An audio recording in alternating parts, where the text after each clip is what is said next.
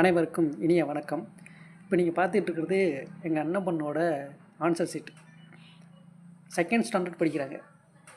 நல்ல mark score பண்ணியிருக்காங்க. Super mark எல்லாத்துலேயுமே 100க்கு 100 ஃபுல் மார்க்.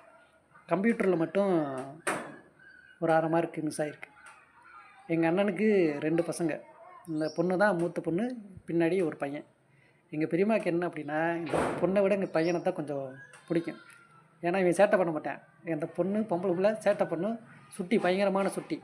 அது மாதிரி படிக்கும்போது கொஞ்சம் அதில் என்ன அப்படின்னா, எங்கள் அண்ணன் பொண்ணுக்கிட்ட தண்ணி யார் கேட்குறாங்களோ தண்ணி அள்ளிட்டு வந்து அவங்கள்ட்ட கொடுக்காது, பக்கத்தில் இருக்கிறவங்கள்ட்ட தான் கொடுக்கும். அப்படி ஒரு ஞாபக மறதி மாதிரியே இருக்கும். எங்கள் பெரியம்மா அதை அடிக்கடி சொல்லுவாங்க, பார்த்தியா உன் மக அப்படியாக்கு இப்படியாக்குன்னு சொல்கிறீங்க, ஒரு தண்ணி ஒழுங்காக கேட்டாலும் கரெக்டாக கொடுக்க தெரியுதாடா அப்படின்ட்டு. அது நானுமே பார்த்துருக்கேன், 2-3 தடவை பார்த்துருக்கேன். அப்படி தான் அதுவும் நடந்தது. இப்போ 100க்கு 100 எடுக்கவும் எங்கள் அண்ணன் பொண்ணு ஃபஸ்ட் எனக்கு தான் ஃபோன், சித்தா ஆன்சர் ஷீட் கொடுத்துட்டாங்க, ஃபஸ்ட் ரேங்க் நான் தான் அப்படின்னு சொன்னோன்னே நான் கிளம்பி போயிட்டேன் பெரியமாட்டி. போனால் இங்கே பெரியம்மா முகத்தை பார்க்க முடியல. ஏன்னா இவங்க சும்மாவே ஆடுவாங்க.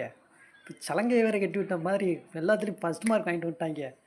இன்னும் இவங்கள பிடிக்க முடியாது அப்படின்ட்டு. ஏன்னா கம்ப்ளைண்ட் பண்ணிகிட்டு இருப்பா, உன் மக அப்படி பண்ணுறா, உன் மக இப்படி பண்ணுறா, கேட்க மாட்டேங்கிறா, வைக்க மாட்டேங்கிறா, வேலை பார்க்க மாட்டேங்கிறா அப்படின்ட்டு.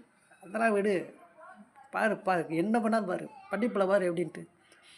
இன்னும் வீட்டையே அம்ளி தும்ளி ஆக்கியாச்சு. இந்த மாதிரி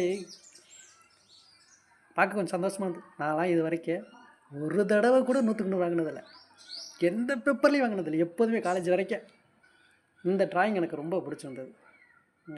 பர்சனலாக எப்படி இருக்குன்னு நீங்கள் கமெண்ட் பண்ணுங்கள். அதோட சாக்லேட் வாங்கி கொண்டு போய் கொடுத்து பார்த்துட்டு, இந்த டைரி மில்க்கு அதுவும் இந்த மில்கி பார் ஏதாவது ஒரு கிஃப்ட்டு கொடுக்கலான்னு இருக்கேன். என்ன கிஃப்ட் கொடுக்கலாம் குழந்தைகளுக்கு அப்படின்னு கமெண்ட் பண்ணுங்கள்.